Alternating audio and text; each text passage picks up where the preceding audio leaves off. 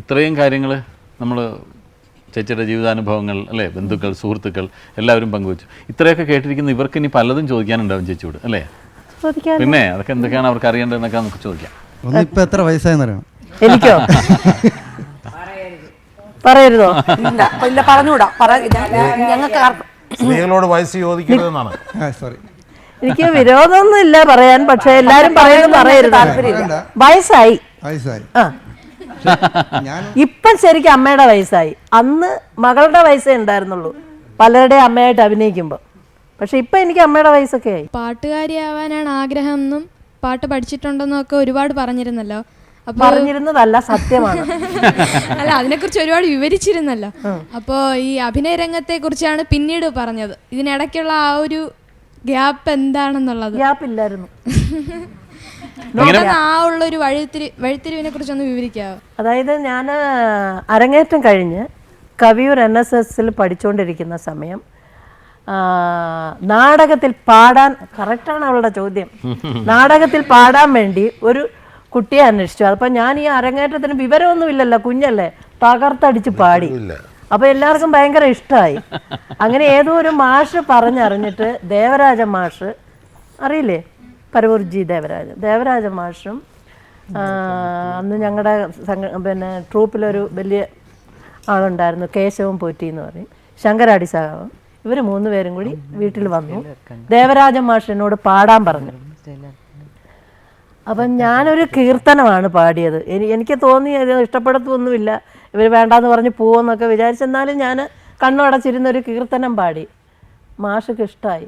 സത്യം പറഞ്ഞാൽ അന്ന് ദേവരാജൻ മാഷ് ഇത് കൊള്ളൂല്ല, നമുക്ക് പോവാം എന്ന് പറഞ്ഞിരുന്നെങ്കിൽ ഞാൻ അഭിനയ രംഗത്തേക്ക് വരുന്ന പ്രശ്നമേ ഇല്ല.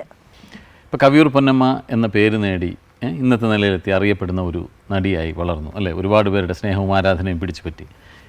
ഇതിൽ ആരോടാണ് ഏറ്റവും അധികം കടപ്പാട്? കടപ്പാട് എന്ന് പറയുമ്പം ആദ്യമായിട്ട് എൻ്റെ അച്ഛനോടൊന്നും തന്നെ വേണം ഞാൻ പറയാൻ.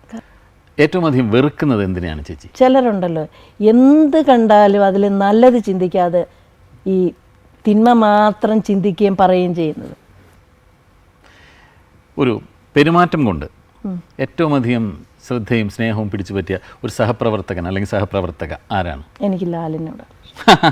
മോഹൻലാലിനാണ് ചേച്ചിക്ക്? എനിക്ക് എൻ്റെ മോനെ പോലെ ഇഷ്ടമാണ്, അതുകൊണ്ടാണ് കേട്ടോ. അതുകൊണ്ടാണ് ചേച്ചി എല്ലാവരും ലാലേട്ടൻ്റെ അമ്മ എന്ന് വിളിക്കുന്നത് അല്ലേ? അതെല്ലാവരും വിളിക്കുകയും ചെയ്യുന്നു.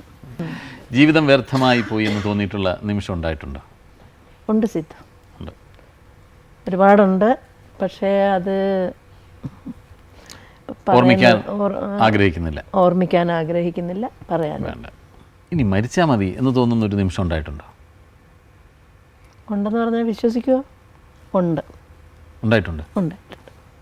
എനിക്കത് എന്താണെന്ന് അറിയാൻ പോലും ആഗ്രഹമില്ല. എനിക്ക് ചേച്ചി അത് പറയാൻ വേണ്ട. ഈ ചിരിയുടെയൊക്കെ പിന്നിൽ അങ്ങനെ ഒരു മനസ്സുമുണ്ട്. ഒരുപാട് ദുഃഖങ്ങൾ അനുഭവിച്ചിട്ടുണ്ട് ഞാൻ. മരിച്ചാൽ കൊള്ളാമെന്ന് ആഗ്രഹിച്ചിട്ടുണ്ട്, അതിന് തുനിഞ്ഞിട്ടുണ്ട്. പിന്നെ വേണ്ട, ഇനി അത് കൂടുതലൊന്നും പറയണ്ട. ചേച്ചിയുടെ ചിരിയെ പറ്റിയിട്ട്, കവിയൂർ പൊന്നമ്മയുടെ ചിരി എന്ന് പറഞ്ഞിട്ട് ഒരു പ്രശസ്തനായ വ്യക്തി അതിനെപ്പറ്റി ഒരുപാട് വാചാലനായിട്ട് സംസാരിച്ചിട്ടുണ്ട്, അതിനെപ്പറ്റി എഴുതിയിട്ടുണ്ട്. വിശ്വസിക്കില്ല ഞാൻ പറഞ്ഞ, പക്ഷെ ഞാൻ ആ പേപ്പർ എടുത്ത് വെച്ചിട്ടുണ്ട്. പറയേ കേക്കട്ടെ. വൈക്കം ചന്ദ്രശേഖരൻ നായർ. നമ്മുടെ ഈ പരിപാടി അതിൻ്റെ അവസാന ഘട്ടത്തിലേക്ക് കടക്കുകയാണ്.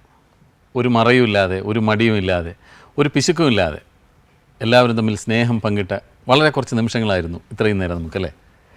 ഇനി നമുക്കെല്ലാവർക്കും പിരിയാം. അതിനു മുമ്പ് മറ്റൊരു ചടങ്ങുണ്ട്. ഞാൻ പൊന്നമ്മ ചേച്ചിയെ പൊന്നാട അണിയിക്കുന്ന ഒരു ചടങ്ങുണ്ട്. ചേച്ചി, എനിക്ക് ഒന്നൊന്നും പോരാ, 3 എണ്ണം വേണം. 3 പൊന്നാട അണിയിക്കണം. 3 പൊന്നാട വേണം എനിക്ക്. ശരി, തരാം. ഒന്ന് തന്ന അങ്ങനെ വിടാമെന്ന് വിചാരിക്കണ്ട. അപ്പോൾ ഇത് ഞാൻ അതൊക്കെ എനിക്ക് വേണം. ഞാൻ അണിയിച്ചോട്ടെ അതോ? അതെ, വേണ്ട, ഇങ്ങോട്ട് ഇവിടെ പൊന്നാട അണിയാൻ അർഹതയുള്ളവരൊക്കെ അവിടെ ഇരിപ്പുണ്ട്. ഓ ശരി, അപ്പോൾ ചേച്ചി തന്നെ അണിയിച്ചോട്ടെ. ഞാൻ അണിച്ചോ.